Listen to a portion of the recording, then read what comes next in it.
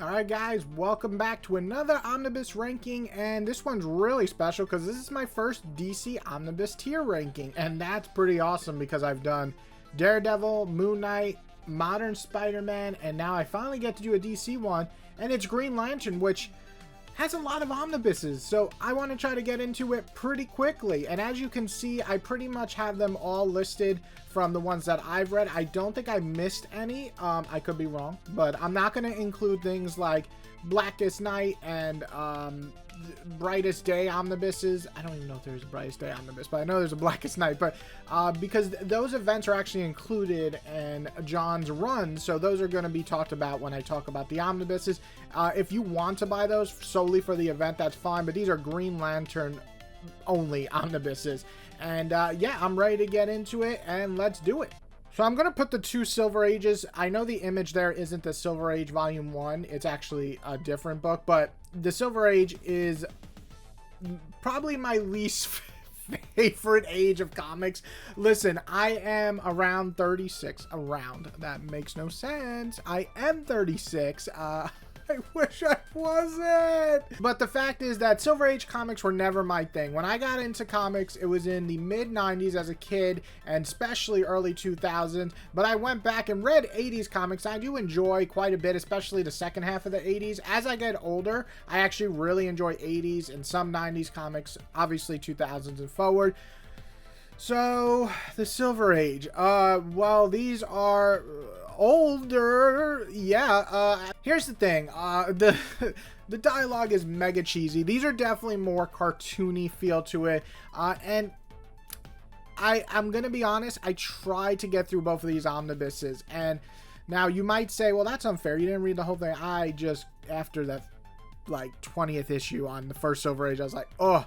And I actually didn't read the Silver Age one, the second one, till last year, and same experience.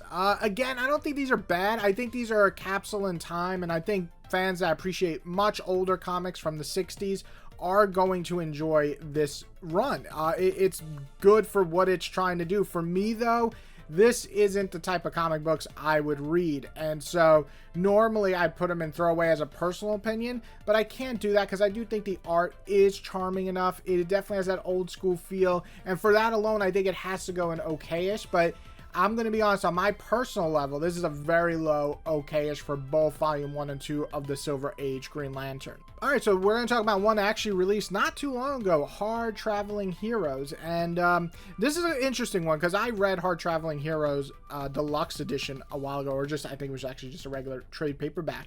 And I enjoyed it. I did. It's a little hammy at times. It's the 70s, but the social commentary is actually pretty good, and it's really nice to see Hal and Oliver team up, and I enjoyed it for what it was. It was enjoyable, fun. The art was really good for the time. It's not, again, 70s aren't my favorite era either in comics, but overall, I did enjoy this. My biggest problem with this omnibus that I've just read not too long ago is that the best part of it is the beginning. So when an omnibus really struggles on the second half, it really loses me, and this goes into weird cosmic shit that just doesn't feel at all fun. I think Neil Adams is a very solid writer. The stuff that I've read from him so far I've enjoyed. This isn't one of those for me. Again, Hard Traveling Heroes is good. I like it, but I would honestly just get the deluxe edition of that. Definitely read it. Even if its age is actually still pretty relevant to today, but the rest of this omnibus, you could skip. You could skip. So as an omnibus, I honestly think this is, again, okayish, only because of Hard Traveling Heroes. I'm going to get that. But what I will say is if it was just Hard Traveling Heroes, I'd probably put it in the low pretty great. I think it's actually pretty good, even if it's like 40 plus years old at this point. But the rest of this omnibus is just not good. Alright, so Green Lantern by Jeff Johns. Now, this is the legendary run. You will pretty much always see this name pop up somewhere on somebody's list, and for good reason. It's pretty fucking amazing. So in the 90s, they did a lot of mantle changes. You know, a new Green Arrow, a new Green Lantern, a new Green. I'm just kidding, that was made up. But the point is that we did get a lot of new guys taking over old heroes, which is cool. I like that. But in about like the early 2000s, they started to go through a rebirth with Green Arrow, which was highly successful and very good. And they kind of did the same thing with Hal. And guess what? It was pretty fucking good. The first half of this omnibus is really just setting the groundwork. Hal's back in action, trying to be the hero that he was going to be. Now, he had taken a turn for the worse, if you don't know, in Emerald Twilight, which hopefully one day all of that stuff is collected, because I love Kyle Renner's run of Green Arrow. I have a video about it. You can go watch it. But this Hal Jordan is pretty damn entertaining, mostly because Johns just makes a great story that's involved with a good plot of this mythos of making this entire Green Lantern Corps and all these different colors and powers and unique individual, not races, but like users, you know, the users of the ring. Does that make sense? I don't know if I'm explaining it well. The point is, it's good, but it's the second half of this omnibus that is absolutely fan-fucking-tastic. Sinestro decides that he's kind of had enough of Hal's shit and starts a war. And so this epic as hell event is one of my favorite events of all time. I absolutely loved the epicness of this, the scale of it. It feels like a cosmic war, and not the type of cosmic war that I usually stay away from in comics, where it's like a billion characters. I don't like any of them.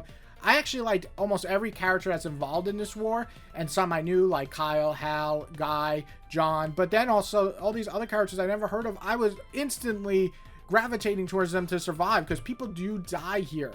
So this second half of this omnibus is some of the fastest I've ever read an omnibus. I think I literally read the second half of this in like a day. I was so into it. Now, I read this all the way back in like 2016, 17, and it still sticks with me as one of my favorite events. If you call it an event, I call it Green Lantern epic ever. And saying that, it's makes it one of my favorite omnibuses ever. It's something I really have to go back and reread because I loved it so much, and it's been almost 10 years. But as it stands, something that sticks for me that long, 10 years, and I love it, oh, you know that's in a friggin' must-read. So that's going high up there, baby. All right, so we're going to talk about Volume 2 now. What's really interesting in the fandom or online, I noticed Volume 1 and Volume 2 are usually considered the high points of Green Lantern's run for Johns, and I would see one side why they like the other more. So this contains the Blackest Night event, and Blackest Night to a lot of people is one of the greatest events ever in comics, and I will agree to an extent. I think it's a very strong event. It's very entertaining, especially the more you know about DC history and the characters coming back as basic zombies is freaking cool. Also, the fact that we get even deeper into the lore of the Green Lantern Corps is all great stuff. So I like this volume quite a bit, especially for the Blackest Night event. I think it's really, really good. My biggest problem with this volume is that I feel like the pacing is more sporadic. It's not as tight as the first volume. The first volume is building up to the war, and it feels so epic at a finish. Here, it feels like there's little pieces building towards Blackest Night, but it doesn't feel as organic as the first volume. And that's my biggest, I guess the biggest flaw, I can say that, and I didn't really like what they were doing with John here. He was just not interesting for this book, in my opinion.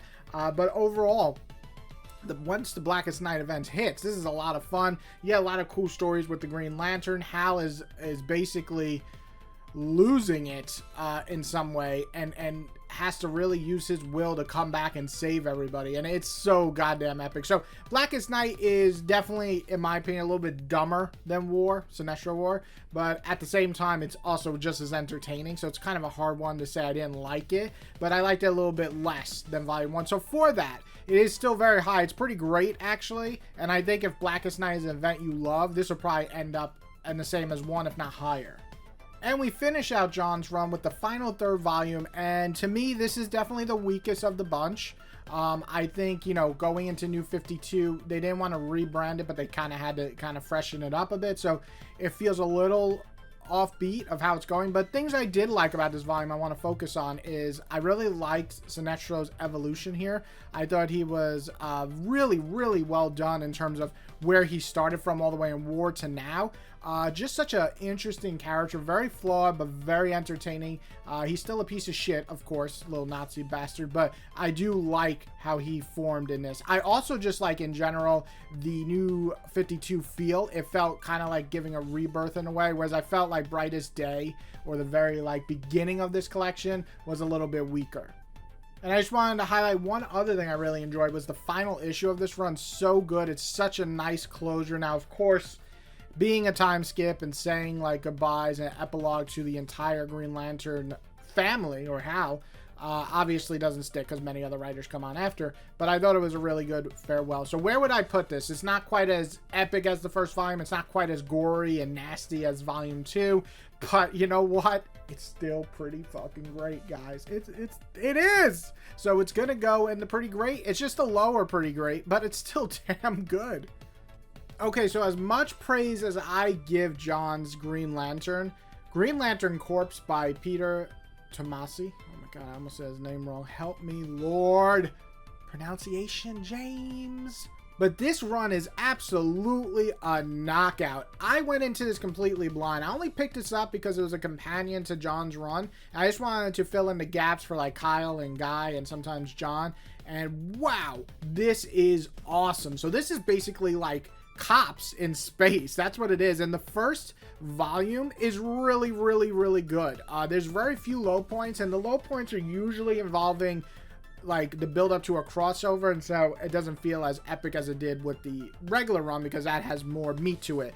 But the stuff that is focused when it's just Kyle and Guy is some of the best character development ever. I absolutely fell in love with the brothership that these two got, and I really enjoyed Guy here. His evolution as a character was really good, but Kyle got to shine, and Kyle is my personal favorite Green Lantern, so I think I'm a little biased towards this run, but I also just like that it feels a little bit more gritty. John's definitely has gritty moments with like Blackest Night, but at the same time it definitely feels more like a heroic superhero story. In this, there's superheroes, but a lot of it is just going to different sectors and taking out criminals, and there's a lot of bloodshed. It's murder mysteries. It's stuff that I like. It feels sometimes like Cops or The Wire in space, and I'm all for that. Stuff like that really makes me interested. So the first volume is very good in terms of telling these individual stories and occasionally going over to the big events with Sinestro War and stuff. But if you're big into Kyle and Guy and all that, I think you're really going to enjoy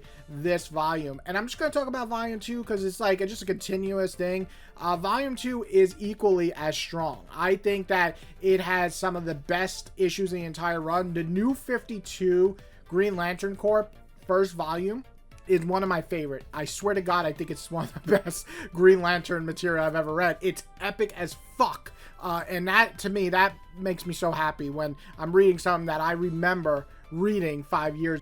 And I think that first volume really means a lot to me because John is a character I like as a character, but I don't usually love him because I don't think they do enough with him writer-wise for the character. So having Guy and John the focus of volume 1 and me being like, and then it becomes like, what the hell happened to this planet of all these dead aliens? Absolutely such a cool premise, and they make John such a captivating leader in this. I don't want to spoil it because so much happens in this run, but really volume 1 and 2 are, to me, just as good as each other. I would say the weakest part is the end to each of these volumes is a little weaker, but when I'm saying weaker, it's good still. It's just not amazing like the start of most of these runs. But either way, you have to buy these. If you're a Green Lantern fan, I think this is the best material for a Green Lantern overall, consistency-wise. Now, don't get me wrong, John's run is very, very fucking good, especially volume 1. As you can see, I love it.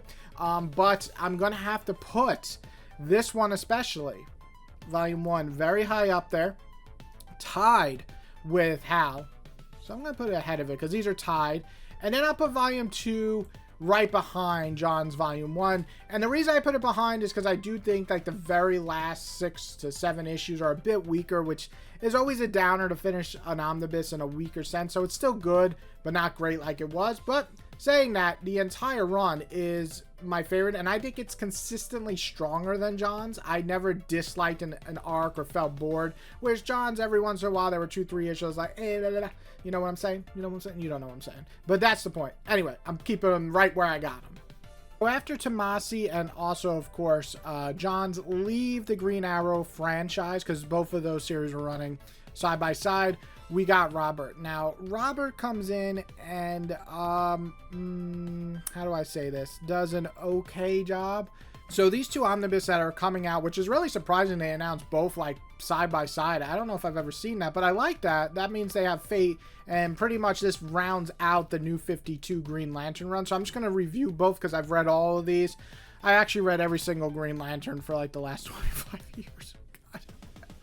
Oh, I would say I need to get laid, but I did last night. But the biggest thing with this run right here, when you go back to back, is that it doesn't live up to either of the previous runs. I think that's the hardest thing about these two volumes, is that if people are going in with expecting the quality they got, they won't. For one thing, the events that occur in here, God's Hand and Lights Out and things like that, they're not that good. Now, I do appreciate that both of these omnibuses are going to have a lot of the issues from the other runs happening at the same time. So at the same time, there was the Green Lantern Corps, and there was also oh my god, the New Guardians, which was Kyle's run, and they all incorporate into each other with the events coming up. So these omnibus will be a lot easier to read. For me, I had the paperbacks when I first read these, so I had to just like read one and be like, oh shit, what happened? And I had to go back and read another volume to catch up to that and the other series. So obviously for me, it was a bit more confusing. I think the omnibuses will clear that away.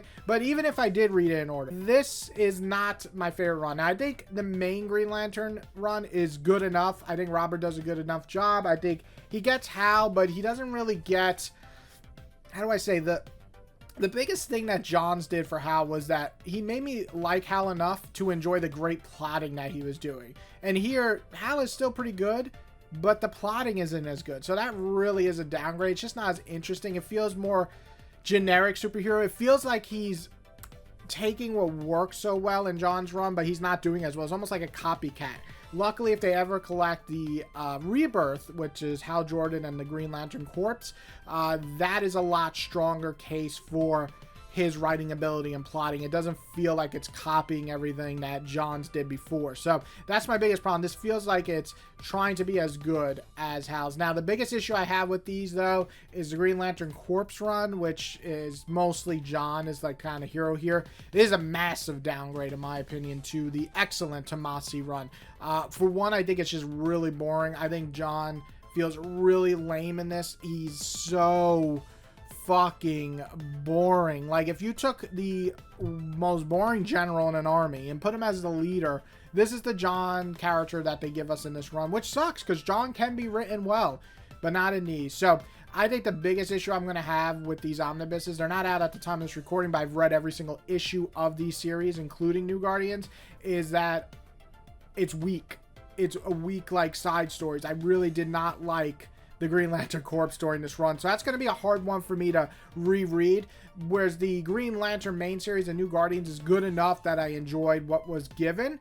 But it's definitely a massive step down from the great runs that we just got. So again, it's solid. I think it's good enough. I think the art's good enough. I think if you like John's and Tomasi's run, you'll enjoy these two volumes back to back. It does finish up the new 52. And I will say the very later half of the second volume, the event there is actually pretty fun.